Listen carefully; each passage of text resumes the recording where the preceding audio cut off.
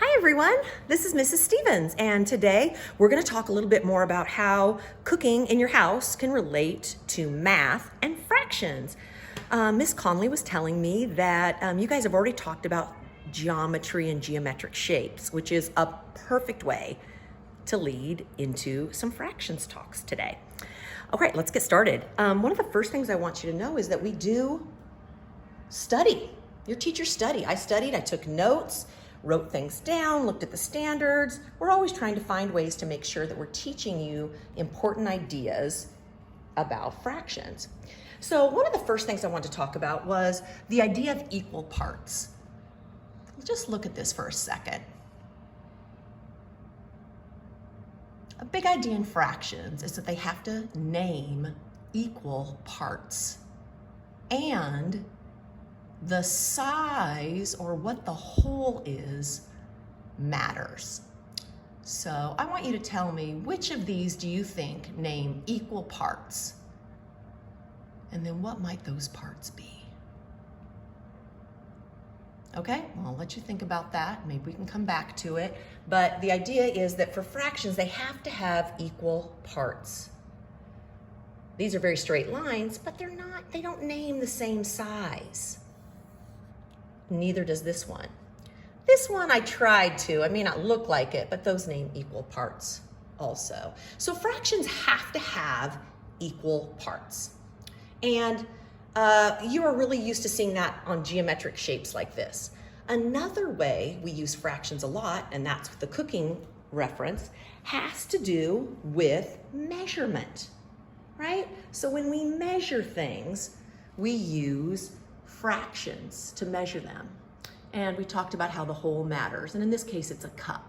So if I wanted to use a fraction of a cup in a recipe, if it said you only need to use a fourth of a cup, then I could use this measure here, and I could measure out a fourth of a cup. And I know it's a fourth of a cup because if I took 4 of these, oh good grief, and spilled it, which is what I just did, sorry, I think that's still working. 3, oh dear, Mrs. Stevens is kind of being messy today. 3, hopefully I'm at 3/4. Well, I'm a little over that because, oh, it's pretty good. And then 1 more fourth of a cup. And that one I'm doing a little less because Mrs. Stevens' measurement wasn't so great. So now if I do 4 parts, there were 4 parts in the whole, 4 equal cups of 1/4 equals 1 cup. So this unit fraction named is 1/4. I think that is pretty darn cool. Now, there are parts of a fraction that we name when we call it that. And that is the numerator and the denominator.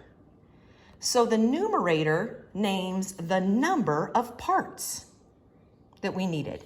In my case, I initially needed 1/4 of a cup. So my fraction was 1/4. So I needed 1 part, and the number of parts in the whole was 4. So that becomes 1/4. And you can see that here, this also represents fourths. 4 parts are needed for the whole. 1 part is 1/4. So pretty cool that we do it that way. So in the fraction 2/3, 2 parts of the whole, 3 equal parts for the total altogether. So what part of the whole are we talking about? And then how many parts are needed to make the whole? How many equal parts? Pretty cool idea. So that's what the numerator and the denominator mean when we do fractions. I want to show you some other examples of that. The first one might be, let's look at this middle one right here. This is a set of items. What fraction of the whole is green? And what fraction of the whole is orange? Can you write it down? What do you think it is? How many equal parts are needed for the whole? The whole is all of these. And what part of the fraction is named here? How many parts of the whole? And then here, how many parts of the whole? Pretty interesting. So I hope you wrote that down. And now here's another set of items. What fraction are ducks? And what fraction dinosaurs? Think about it for a second. What do you think?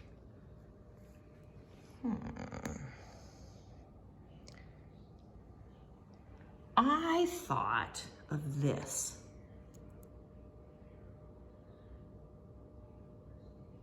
3 pieces of the total 4 are green, and 1/4 is orange. 1/4 has a special name here. It's the unit fraction. It tells you what 1 piece out of everything is. I think that's pretty cool. And then for our dinos and ducks, this is what I got. Check your work. Look what I did. I tried to even do a little addition thing. Isn't that cool? Because fractions are numbers. They name a size. Very important as we're thinking about using them for cooking.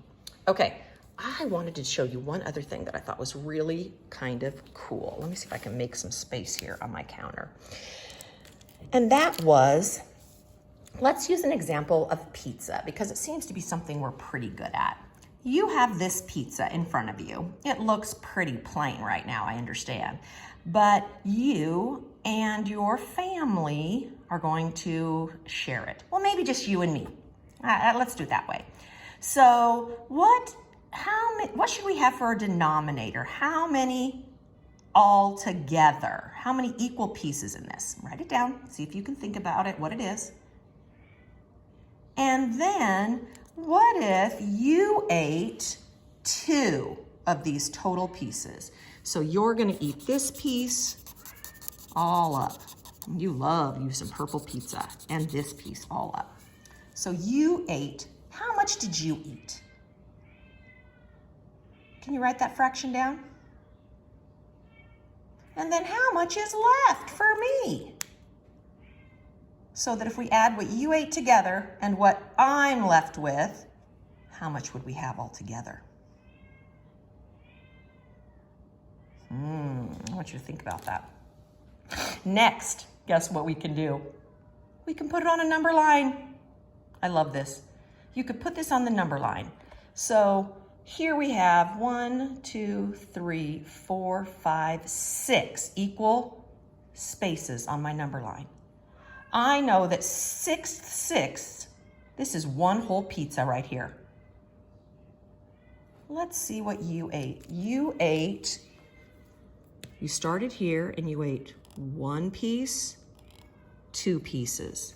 So you ate 2/6 of the pizza. Whoa, isn't that so cool? The numerator, the number of parts, the number of parts all together. That's some really cool stuff with fractions.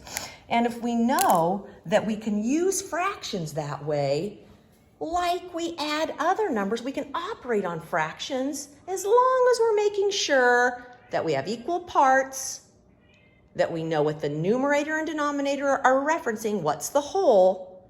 We can do some really cool math. Thanks for joining me. Next time, I think we should actually try and do some cooking with our knowledge of fractions. Take care. Good to see you guys. Bye.